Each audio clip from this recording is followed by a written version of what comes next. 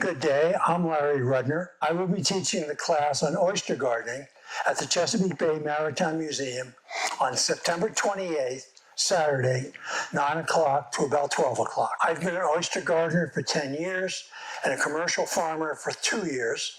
I currently own two thriving oyster farms. In the class, you'll learn how to grow beautiful oysters that look like this. Notice the deep cup, the nice shape. These oysters are going to be grit-free.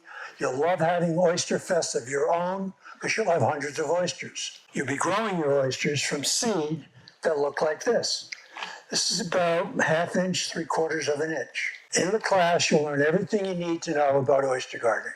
Almost everything. We'll be covering topics such as the tax break offered to Maryland waterfront homeowners. I'll be covering how to care for your oysters, take care of your cages. You'll learn how to build cages. You'll learn about various resources on the web. You'll learn things about being part of the culture of oyster gardeners. You'll learn things such as what a diploid is and a triploid is. You'll learn about some of the dangers in oyster gardening. It's a fun class. I think everyone comes away very happy, and you'll walk away with 3 cages and 400 oysters.